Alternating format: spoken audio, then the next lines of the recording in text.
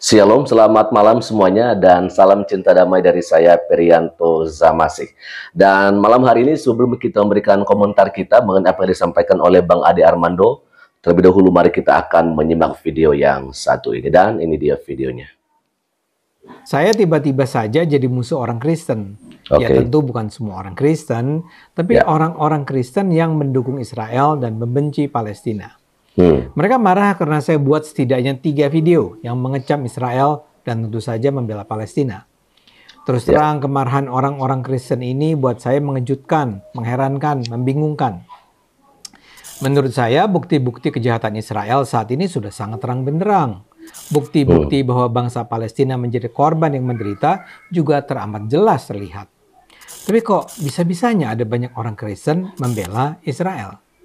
Karena itulah saya bertanya kanan kiri pada kawan-kawan Kristen dan juga saya mempelajari sumber-sumber kepustakaan tentang Kristen dan Israel. Apa yang saya sajikan kali ini adalah hasil dari penelusuran singkat itu. Mudah-mudahan tidak ada yang tersinggung dengan apa yang akan saya sajikan. Kalau memang ada yang salah, Anda kirim saja kritik atau masukan Anda. Saat ini saya percaya yang jadi masalah adalah penafsiran yang keliru terhadap ayat-ayat Tuhan. Saya tidak mengatakan ada yang salah dengan ayat-ayat Tuhan atau ajaran Kristen ya. Tapi saya percaya ada cara menafsirkan agama secara salah oleh sebagian umat Kristen. Sehingga mereka menganggap Israel baik dan harus dibela sepenuh hati. Buat saya ajaran Kristen itu penuh kasih, adil, dan membawa kebaikan. Jadi tidak mungkinlah penganut Kristen yang baik akan begitu saja membela Israel saat Israel membunuhi dengan darah dingin warga Palestina. Supaya Anda tidak bingung, saya jelaskan duduk perkaranya. Saat ini saya sangat yakin Anda tahu bahwa Israel menggempur tanah Gaza yang dihuni bangsa Palestina. Yang saya persoalkan adalah perilaku pemerintah Israel saat ini yang berada di bawah kepemimpinan Perdana Menteri Benjamin Netanyahu. Mereka rezim Netanyahu ini luar biasa bengis dan jahat. Serangan militer Israel itu benar-benar biadab. Sejauh ini sudah lebih dari 35.000 orang Palestina tewas. Serangan Israel terhadap Gaza terjadi setelah pada 7 Oktober lalu pasukan Hamas secara tiba-tiba menyerang Israel. Hamas membunuh lebih dari 1.100 warga Israel dan menyandera ratusan lainnya. Saya sudah mengatakan saat itu Hamas ini tidak pakai otak. Israel kan diklaim memiliki kekuatan militer keempat di dunia dan didukung oleh Amerika Serikat. Sementara Hamas cuma gerakan militer garis keras yang hanya punya semangat tapi tidak punya sumber daya memadai. Jadi betapa bodohnya Hamas menyerang Israel. Sejak awal saya sudah khawatir bahwa Israel tidak akan mengarahkan sasaran serangan balasannya hanya kepada Hamas. Yang akan jadi sasaran utama adalah warga Palestina di Gaza, sebuah wilayah yang selama ini memang menjadi markas Hamas. Kekhawatiran saya terbukti. Israel menyerang Gaza dengan menggunakan kekuatan darat, laut, udara. Israel mengaku mengejar Hamas. Tapi Israel tidak bisa menunjukkan bahwa mereka memang berusaha menghindari korban sipil. Israel membom perumahan, sekolah, rumah sakit, pasar, gedung-gedung yang diisi warga sipil. Israel sih sebenarnya punya teknologi AI untuk mendeteksi orang-orang yang mereka buru. Mereka sebenarnya bisa tahu siapa saja orang yang menghuni sebuah rumah atau bangunan atau kendaraan yang mereka bom dan tembak. Apa di situ ada anak-anak, ada perempuan? Tapi nyatanya mereka tidak memanfaatkan teknologi itu untuk menghindari korban warga sipil. Buat mereka, nyawa warga Palestina sama sekali tidak berharga. Dalam beberapa kasus, jelas-jelas Israel menyerang warga sipil yang sedang berusaha menyelamatkan diri dengan kendaraan-kendaraan pribadi. Tentara Israel memberondong orang-orang Palestina yang sedang mengejar persediaan makanan yang dibawa truk-truk bantuan pangan. Israel membom seluruh penjuru Gaza. Israel memutus aliran listrik dan air, menstop bantuan makanan, minuman, obat-obatan. Saat ini sudah ditemukan setidaknya 7 kuburan massal di daerah-daerah yang diserang Israel. Di sana ditemukan jasad korban yang sebelumnya disiksa, tanpa kepala, atau dengan tangan terikat di belakang.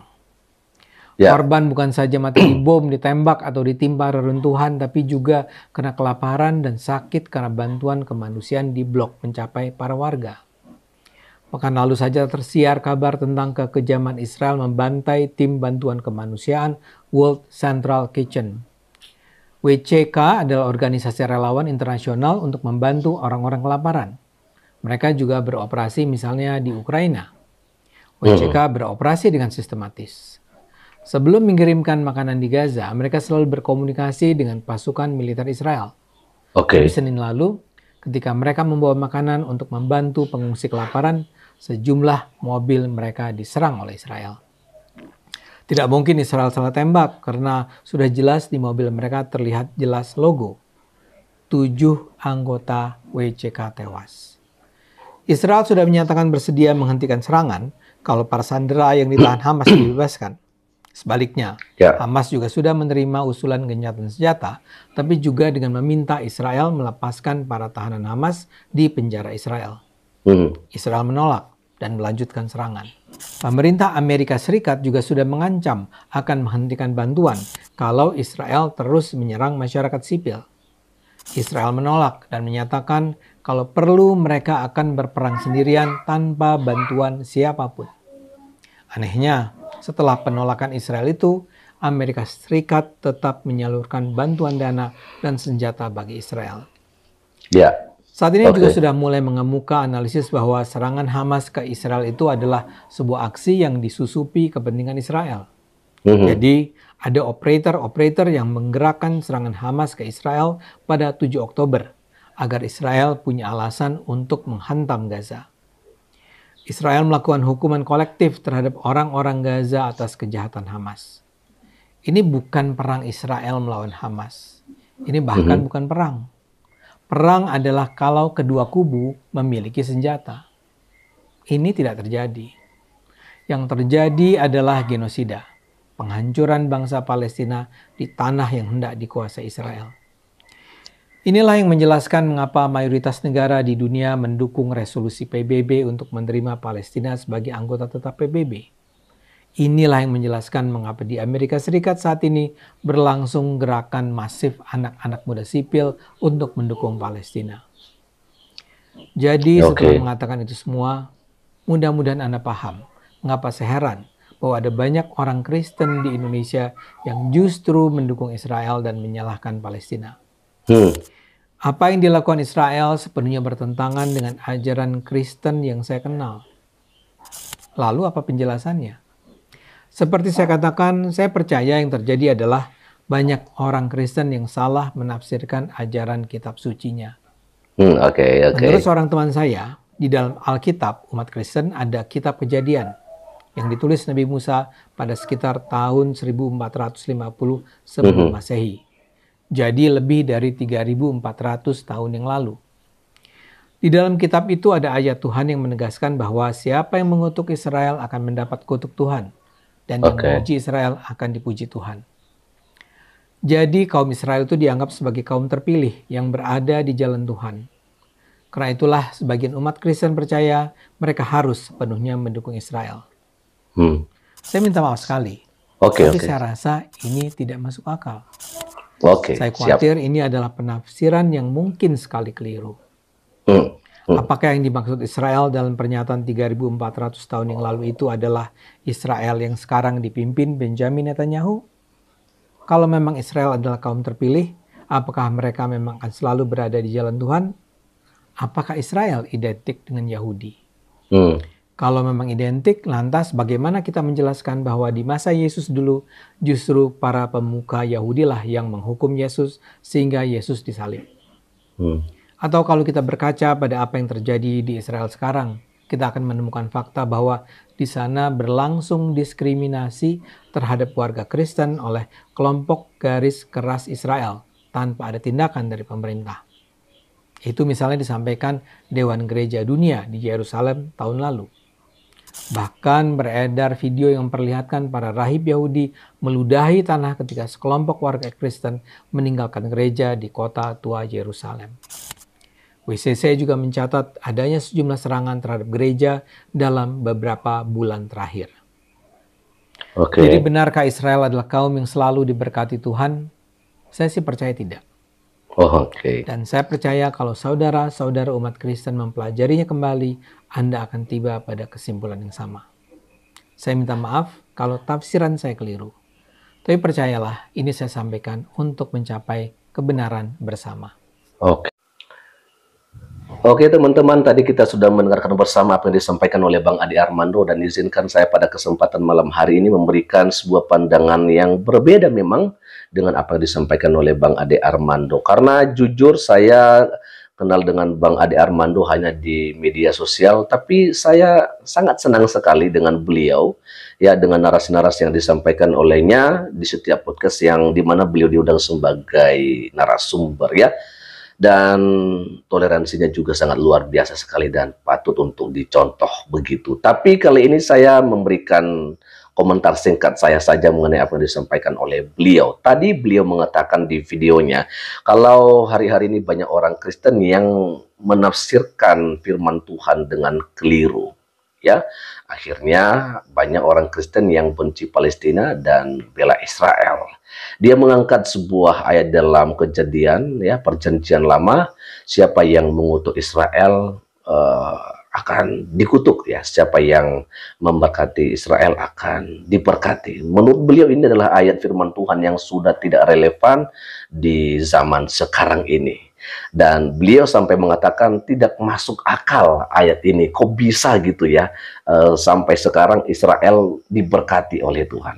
Bang, yang pertama saya mau sampaikan bahwa kami orang Kristen nggak mungkin membenci siapapun juga, termasuk Palestina. Kalaupun mungkin ada ya orang Kristen yang benci terhadap kelompok tertentu di Palestina, yaitu Hamas, yang melakukan penyerangan awal di tanggal 7 Oktober tahun 2023. Tapi tidak semua, Bang. Bahkan sebenarnya mungkin ada orang yang benci, tetapi bukan benci orangnya, tetapi benci terhadap tindakan-tindakan yang dilakukan oleh mereka, yang akhirnya memancing serangan balik harus dilakukan oleh bangsa oleh tentara Israel, yang akhirnya kita melihat bersama ya Bang ya, kalau sampai saat ini sudah terlalu banyak warga sipil yang ada di wilayah Gaza menjadi korban jiwa oleh karena serangan-serangan yang dilakukan oleh tentara militer Israel. Apakah orang Kristen mendukung serangan itu? Tentunya tidak, Bang. Karena tetap saja apa yang dilakukan oleh tentara militer Israel, walaupun itu serangan balasan, tetap saja itu adalah sebuah kejahatan di mata Tuhan. Ya, kita tidak boleh kompromi akan hal itu. Tapi soal apakah bangsa Israel adalah bangsa yang diberkati oleh Tuhan, Abang tadi mengatakan itu tidak masuk akal. Abang juga memberikan sebuah pertanyaan, apakah Israel atau Yahudi identik dengan Israel? Kalau iya, bukannya ya mereka juga dulu orang Yahudi yang menyalibkan Yesus. Tapi kenapa kok bisa sampai sekarang Tuhan itu ya masih saja memberkati bangsa Israel? Bang Ade Armando, kita harus tahu terlebih dahulu kalau bangsa Israel ini adalah merupakan bangsa yang tegar tengkuk dan sulit sekali untuk mereka tunduk dan taat kepada perintah Tuhan. Buktinya ketika mereka keluar dari tanah Mesir dan tiba di padang gurun, pada saat itu Musa naik di atas gunung Sinai menerima kedua loh batu yang dari Tuhan Allah. Mereka hanya bersama-sama dengan Harun yang adalah imam pada saat itu, dan akhirnya apa yang mereka lakukan? Mereka membuat patung lembu emas, ya, berhala. Mereka jadikan menjadi Allah mereka. Mereka menyembah dan sujud kepada patung lembu emas itu. Itu kan dosa, loh Bang. Dan banyak hal-hal lain yang dilakukan oleh orang Israel yang merupakan sebuah kekejian bagi Tuhan. Tetapi apakah mereka masih diberkati oleh Tuhan? Apakah orang Israel masih dipelihara oleh Tuhan? Tetap ya. Kenapa, Bang? Karena orang Israel ini, karena bangsa Israel ini adalah bangsa yang diberkati oleh Tuhan, dan itu memang dijanjikan oleh Allah itu sendiri. Low battery. Ya kan? Please charge. Karena Tuhan Allah sendiri yang mendeklarasikan bahwa bangsa Israel adalah bangsa kepunyaannya. Bangsa Israel adalah bangsa yang diberkati oleh Tuhan. Jadi nggak mungkin, ya, mustahil bagi Tuhan Allah untuk mengingkari apa yang pernah dia deklarasikan atau untuk membatalkan apa yang pernah dia sampaikan. Begitu loh. Tapi bukan berarti Tuhan Allah membela bangsa Israel, ya, dalam setiap perbuatan-perbuatan yang mereka lakukan. Tetapi artinya Tuhan Allah tetap menyertai mereka, ya, bangsa Israel tetap diberkati oleh Tuhan, dan sekalian menunggu bagaimana orang Israel ini benar-benar mau bertobat dan percaya kepada Tuhan Allah yang benar. Itu sebabnya sampai, ya, Tuhan Yesus datang untuk yang kedua kalinya, low battery, bangsa please Israel charge, ini akan tetap diberkati oleh Tuhan, akan tetap dipelihara oleh Tuhan.